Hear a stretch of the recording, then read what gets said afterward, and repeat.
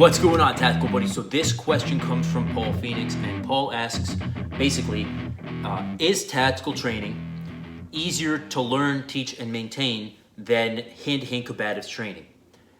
The answer I will thusly explain. In my personal opinion, yes, absolutely. Now let's define the difference between like tactical training and hand-to-hand combatives training, because they're similar but not necessarily transferable. Hand-to-hand combative training obviously would be like Krav Maga, boxing, jiu-jitsu, whatever, like martial arts.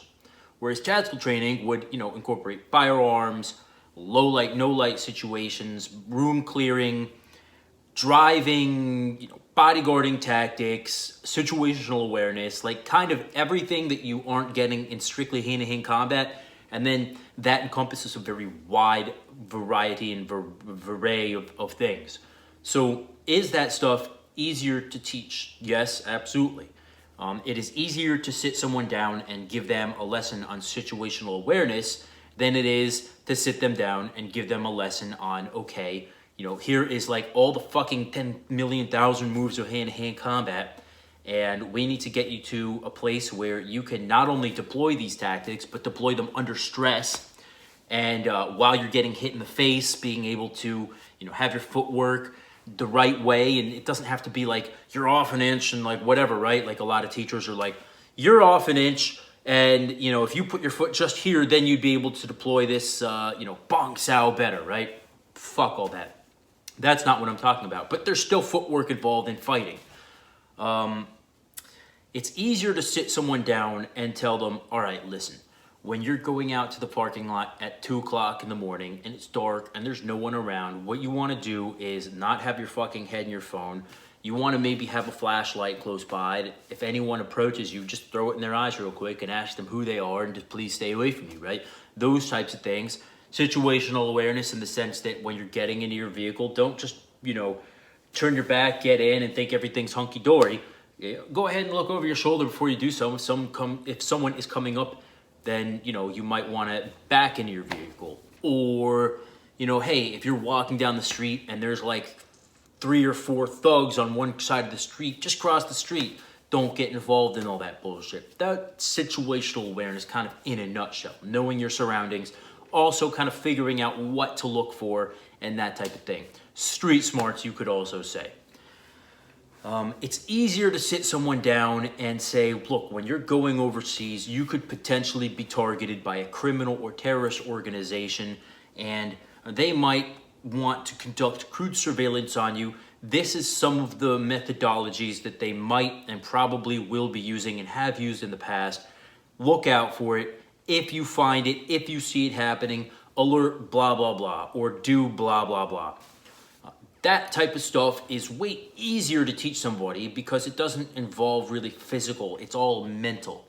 However, when it comes down to it, that is exactly the type of stuff that people really need.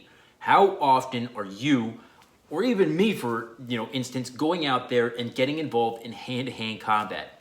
I don't remember outside of training, outside of jiu-jitsu and Muay Thai and sparring and boxing, the last time that I was in a physical street fight. Well, I do, but that's neither here nor there. I think that I was wild in my past.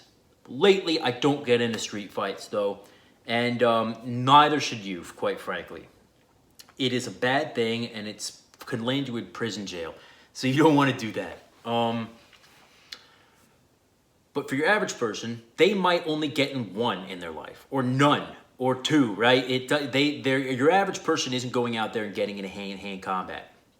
So it's not as necessary as situational awareness. So it is way easier to train someone in situational awareness and basic stuff about, hey, this is a flashlight. It can fit in your pocket. Go ahead and do this and shine it in their eyes if anyone approaches you. If worse come to worst, bang them on the fucking nose with it and run away, right?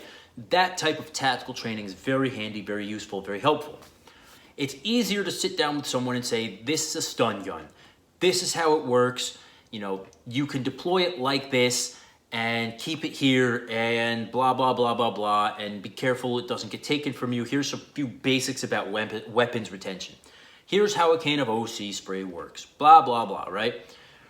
It's way easier to sit down with people and make them a formidably hard target than to sit down with them and try to teach them in like one day how to fight. Whether it's Krav or whatever, I don't care. It takes fucking time to teach somebody how to fight. Now, there's different levels of training. There's different levels of training an individual to operate, right? So, in my opinion, and this isn't like something I read, this is just kind of like my own thoughts that I've been thinking about, is there's like, let's call it basic level of training, intermediate level of training, and advanced level of training, and then there's tiers in between that. But for this talk, we're going to simply discuss the basic, intermediate, and advanced. Basic level of training is like, let's look at the military, right? When you go through the Army, or actually let's even utilize the Marine Corps as an example, because they teach how to fight a little bit more than the Army. And by the way, Army Combatives Jiu-Jitsu, I've seen some of it, and it's whatever. That's a different topic. Marine Corps teaches a soldier, or a Marine, when they go through basic training, how to fight. They teach them, I don't know exactly what, but I have an idea. They teach them basically how to fight, right? They teach them some ground fighting, some stand-up fighting, some clench work, stuff like that, right? When the Marine comes out of that basic training, the basic level of MCMAP, Marine Corps Martial Arts Program, they know how to fight decently. They can freaking, punch someone in the throat and knee someone in the balls and grapple a little bit and, whatever. By the way, Marines are just crazy in general, and they go through so much hardcore training, not only just hand-to-hand. They are better fighters and better warriors. Being crazy and being, like, physically very fit and just in that killing mentality anyways does make you a better soldier, a better warrior. However, again, that's kind of a different topic. Now, that's like a basic level of being able to fight. The reason they want that is because, Lord forbid, it ever came down to the situation on the battlefield where you don't have your rifle, you don't have a sidearm, maybe even, your knife or whatever, and all you fucking have is your hands. Your bayonet's not there, nothing, right? No grenades. All you have is your hands. It's your last ditch effort to kill the enemy and be able to survive. That's why they teach them hand-to-hand combat. There's a famous quote, and the History Channel, Show Human Weapon, did a really awesome program. I remember watching it about McMap like years ago. And one of the, I don't know what he was, but he was an officer. He basically said, look, we don't train our Marines to learn how to fight hand-to-hand because we want to go out and beat the enemy hand-to-hand.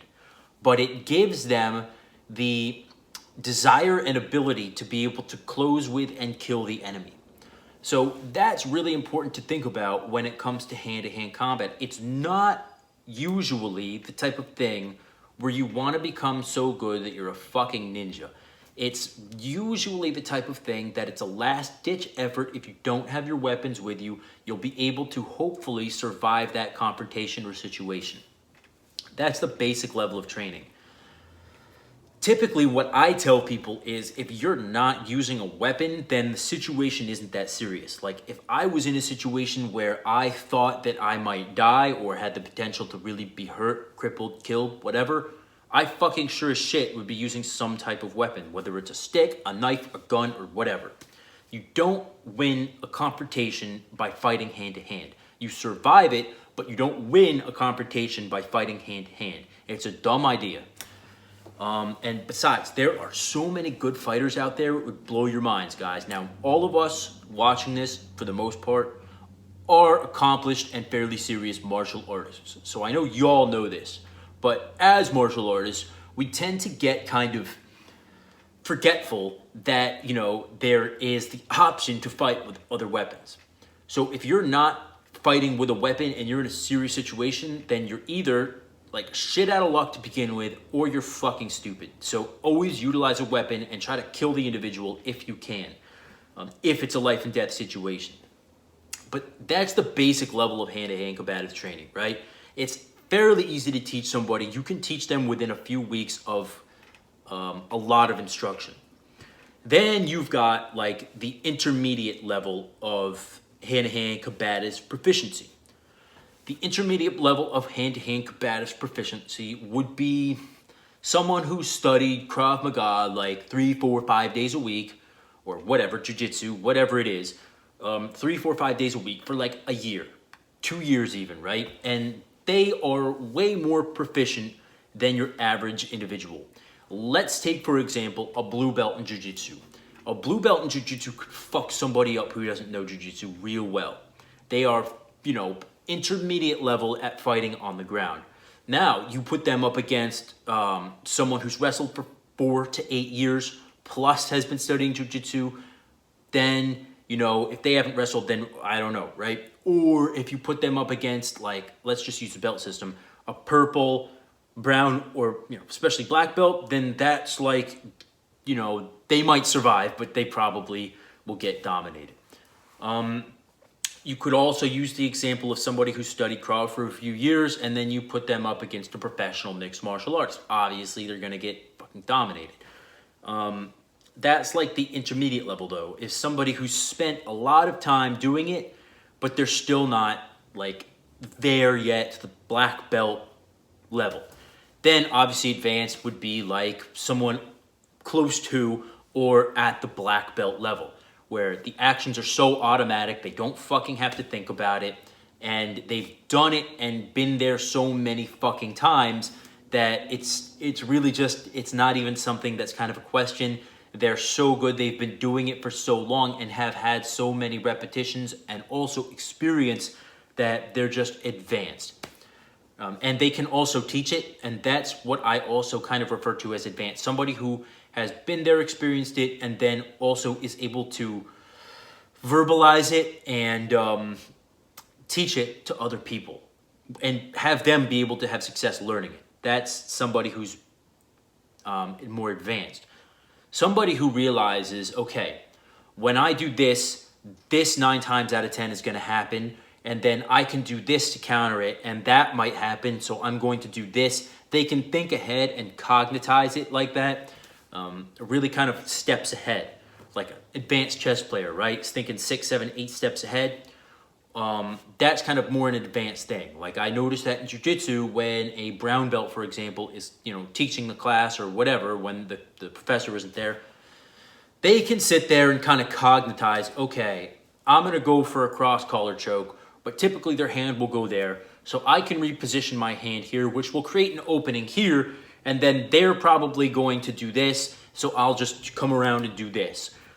Then I'll be able to have success. That is more somebody along the lines of an advanced cognitive level. You can also take it to the level of a kid tying a shoe. My friend Scott Bolden always utilizes this example. Check out his site, by the way, scottbolden.com. Great material on mental warfare, Jeet Kune Do, all kinds of crazy survival stuff. Good resource for you guys, scottbolden.com. Mental Warfare is his original course. I highly recommend it. Anyway, so basically, right, first of all, a kid, he has no idea how to tie his shoe. His dad has to tie his shoe for him. Then the kid, has seen it done a few times, but he can't still really tie it, but he might be able to say, oh, dad, tie shoe, right? He can, understand that the concept is there that, okay, someone's tying my shoe for me. Then he might be able to, get it done, but it looks really sloppy and it takes him forever to do it. Then, at some point, he's, practiced enough tying his shoe that he can be able to do it, and it still might not look real pretty, but he can do it in a relatively fair amount of time and get it done where it doesn't come undone. Then you've got it, years later, you and I, we fucking tie our shoe and then we go. That's an advanced level of cognitive understanding. So why is all that important to know? To illustrate my point that really it takes a long time to be able to become competent and then good at martial arts and general hand-to-hand combatives. Whereas you look at the other side of things, right? And we're looking at, let's just say, for example, firearms training.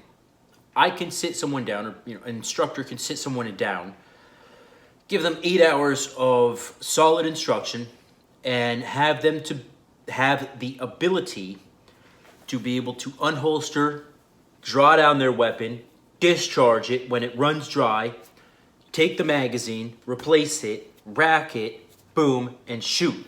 You could also train them in that 8-hour span of time, the basics about clearing a malfunction, maybe even 1, 2, and 3, type 1, 2, and 3 malfunctions. Within 8 hours, they can understand the basics of how to operate that piece of machinery. Now, you're not going to have the cognitive wherewithal or the tactical proficiency necessarily to be able to operate that weapon in a manner where if rounds were coming back at you, that, maybe you wouldn't freeze, or maybe you wouldn't, forget something or whatever. It's totally different when rounds start flying your way as well. They might not, in that span of time, know exactly how to utilize cover to their advantage when we come about, peeking around corners and, all of that. And even with rifles, transitioning to the other shoulder and all of that stuff. But you could go ahead and teach them the basics of what they need to know to fight with a rifle or pistol within 2 weeks. If you're doing like every day, you could train them to a proficiency level where they would understand the basics of how to win a gunfight, within a very short period of time. The other nice thing about all that is hand-to-hand combat is a lot more of a perishable skill than firearms because there is a lot more muscle memory involved. Now, don't get me wrong, tactical training does incorporate muscle memory quite a bit. Obviously, you need to know, and have done these repetitions a lot of times in order for them to become automatic, especially under duress and stress. However, going against another opponent, especially another trained opponent, is different than executing just those muscle memory maneuvers. So, gunfighting, I'm just using this as an example, by the way. Gunfighting, you're operating a piece of machinery. That machinery, yes, is an extension of you. You are the one operating it. You are giving it input, and it will do as you tell it, basically. However, when you go ahead, let's take it here. You learn how to operate an AR, right? You learn how to do it like fairly proficiently. That muscle memory doesn't really go away because it's connected with your brain also, right? So let's just say, okay, here's the mag release. I pop it out and I insert a new mag and I, charge the weapon. Here's the charging handle and I rack it, right? Or I press here and it fucking then boom, boom, boom, right? Here's the safety. I flip it off. Boom, boom, boom. Here's the freaking mag release button. Put it in the mag well. Slap here. Boom, boom, boom, boom, boom.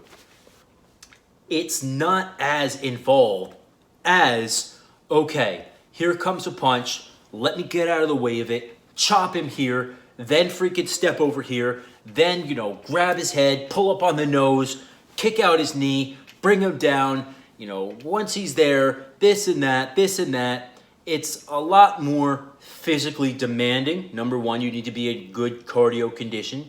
You also need to have decent strength, right? Which is why I always say lift as well as freaking train cardio. It's just a lot more involved, and it's a perishable skill. If you haven't done it for a while, unless you were born an innate fighter, which some are, but most aren't, then it's going to be the type of thing where, look, why do you want to bother to remember doing this and kicking and then stepping here and then going off? Why is your mind and body going to remember that unless it needs to? It won't. It will learn whatever you have programmed it a million fucking times to do. Also, the psychology of hand-to-hand fighting is such that once you've been there and deployed the tactics and lived through it, it creates a neural pathway in your brain, basically, that it kind of hardwires it. So if you are in a street fight and you manage to pock or parry a straight punch out of the way and hammer fist someone in the nose, and then either they drop or you're able to push them down or whatever, that, for whatever reason, I don't know, I'm not a fucking scientist, so I don't know 100% the science here, but for whatever reason, that is going to become kind of more hardwired into your brain than simply training it. Now, obviously, training it, you're simulating here, and you're coming down, and then even if your partner simulates, and then, whatever, it's effective, but it's still not as effective as the real thing for whatever reason.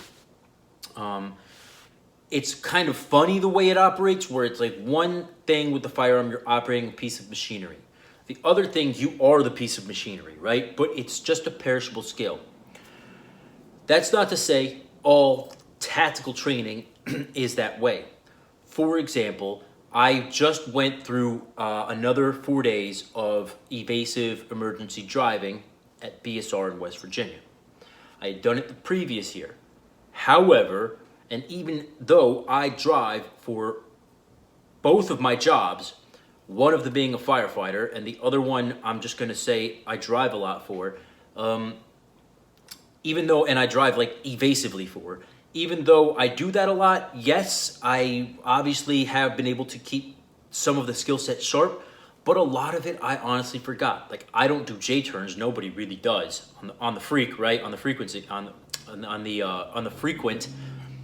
But I had fucking forgotten. When I went to go do another J-turn, I fucked it up and almost crashed into a wall. I didn't because I'm an expert, but I almost crashed into a wall. And I had to do the J-turns a bunch of more times to really like refresh myself. And even now, after like 10 or 20, I think it was more like 10 or 15 repetitions of the J-turn, I'm not going to go and try to do it unless my life is seriously fucking depending on it. Because it's just not something that you can do without doing it a bunch. So with that being said, things like driving are a perishable skill. Things like languages, which I would honestly incorporate into tactical training, because if you're operating in an environment where everyone speaks Spanish, you should fucking know how to speak and understand some Spanish too. But if you don't, let's say you learn Spanish or Arabic or whatever, and you don't use it for like a year, you're not around it, you're not around speaking it, you're not around listening to it, a lot of it's going to start going out the window. Your brain is automatically going to start deleting things that it does not deem useful, pertinent, and relevant.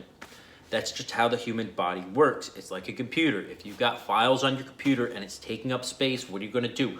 Delete the ones that you don't need or want or use. So the brain operates the same way. If you haven't done a J-turn in a year, it's going to say, well, we don't do this, we don't really need this, delete. And it's not necessarily going to delete the whole file, but it deletes, enough that you don't have it when you need it. Same thing with language, same thing with martial arts. I want to say same thing with shooting, but I can't tell you, to be honest. I've trained so fucking hard and so fucking much and so many years at all that shit.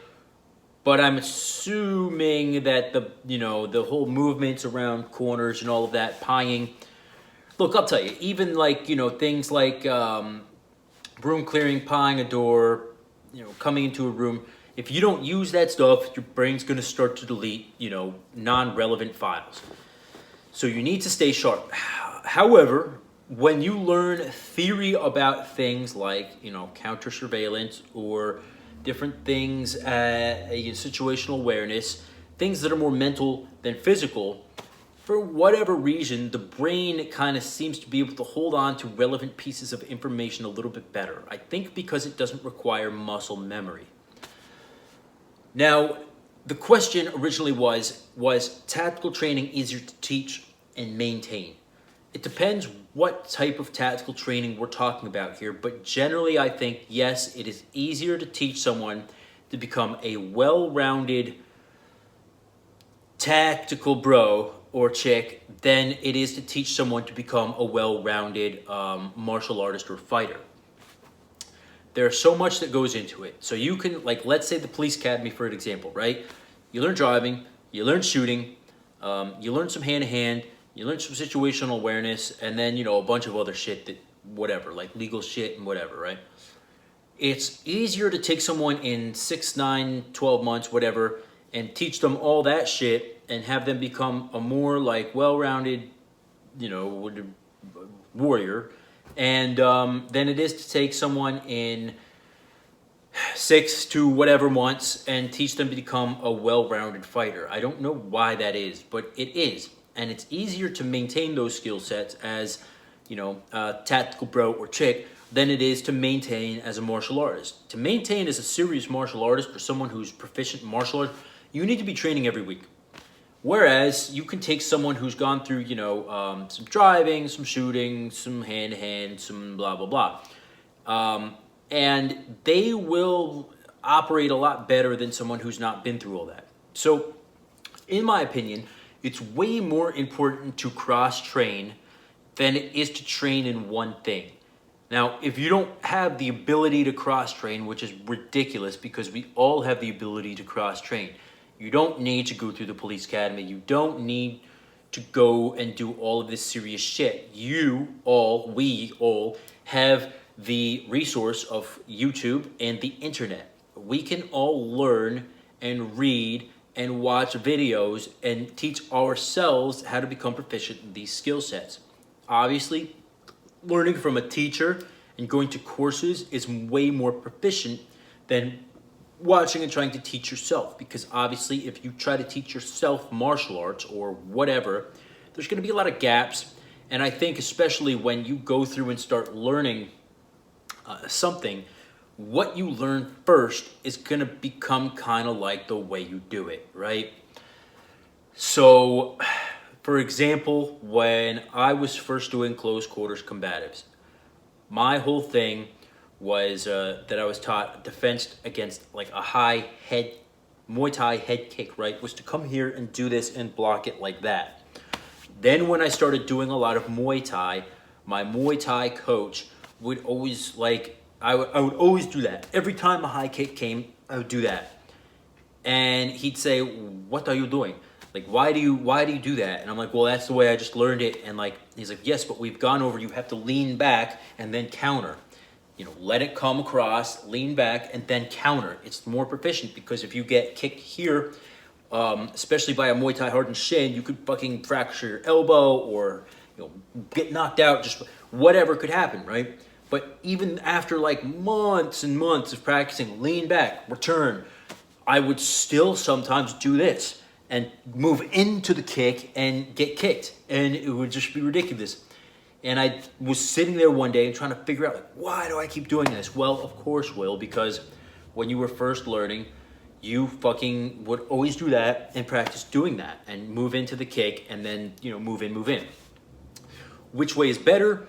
Well, that's up for debate. But the plain and simple fact is, if you're fighting in a fucking Muay Thai match, you don't want to do this. You want to avoid and get points. So, that's better. And it's better not to get kicked and take contact anyway. It's going to rattle your brain and whatever. So, but I first learned it like this. So I kept fucking doing that, even though I knew consciously that it wasn't the right thing to do. So if you try to teach yourself things and just teach yourself what you think you need to know, you might not be correct. There might be other better ways of doing it, or what you're doing might not be correct. And you don't necessarily want to go ahead and put bad habits in your muscle memory. Is it better to teach yourself something than to not learn it at all? 100%. However, you don't really want to have too many flaws in your game, as always. With that being said, I think that tactical training, to kind of round it off here, I think that tactical training is very important, and I think it's more important than learning hand-to-hand combatives. I think it's easier to maintain because it takes less time to refresh yourself to do stuff like that. You can refresh yourself in a couple of days for almost any skill set except fighting, honestly. And even once you become a competent fighter, you can go back and refresh for a couple day course. Yeah, absolutely. As long as you're doing hard sparring and all of that. But for whatever reason, hand-to-hand combatives, martial arts seem to be more of a perishable skill than other things like shooting, driving, running around in the dark with a flashlight, and all of that stuff. Once you do go ahead and become intermediate to very proficient at martial arts, then it becomes necessary, in my opinion, to spend some time backing away from it. Once you have attained something near mastery, it is important at some point to take a break and then come back. I notice whenever I take a break from jiu-jitsu, I always fight better the first week I'm back. I have no idea why. You would think it would be the opposite because your cardio's gone down, whatever, you haven't been training, but it's just the way it is. I don't know why. So that's my thoughts on tactical training versus just martial arts. I think that they're both great, but I think that if you had to choose one, choose tactical training. It's easier to make yourself more of a hard target by studying everything encompassing rather than just one single thing. I think that it is easier to refresh your skills, and by the way, you can not only refresh your skills, but you can choose which ones along a time period, along a pipeline, right? Like that's what I do. I'll do driving, then I'll practice paramedic stuff, then I'll practice shooting, then I'll practice hand-to-hand, then I'll practice room clearing, then I'll practice, and get my cardio back up, practice running.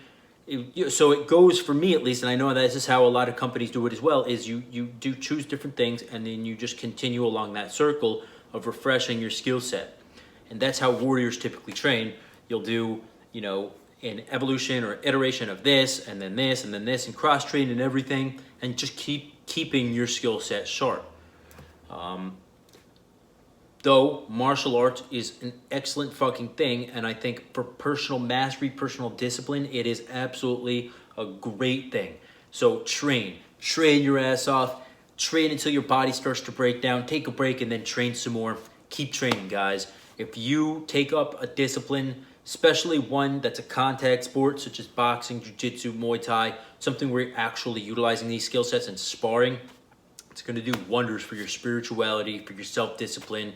You're going to start seeing situations in your own life that may have given you a fucking panic attack before, now don't seem so serious after having fucking been through, Mortal Kombat with another individual or individuals, even if that Mortal Kombat hadn't been seriously life or death, it's close enough. It really does wonders for anybody. I can't recommend martial arts enough. Hey, we're all martial artists here for the most part, especially if you're fucking watching this video to this point, you're probably a martial artist. So with that in mind, guys, I'm going to give you the warrior salute, the warrior and the scholar, and cut it here. I thank you very much for your question, Paul. It was kind of fun to do this and think about it more for myself, and I hope you guys got something really good out of this, if only one thing. With that in mind, guys, please stay tuned. We are going to be pushing some more videos out here soon. B-Bait, my former assistant, has gotten so distracted with his life. He's going to be getting married at some point soon. He is working like a fucking beast. He doesn't have time to come back on, and he won't for a while. So I'm currently looking for an Uki to go ahead and start demonstrating more hand-to-hand combative stuff for you guys. But between work and everything else, and then finding someone who doesn't mind me beating them up on camera on YouTube for a while, I will keep looking and I will find someone for you guys soon. I promise that, because I want to do it. So, guys, until next time, please remember that you are your first and last line of defense. Appreciate you watching, and I'll catch y'all in the next video, all right? Cheers, motherfucker.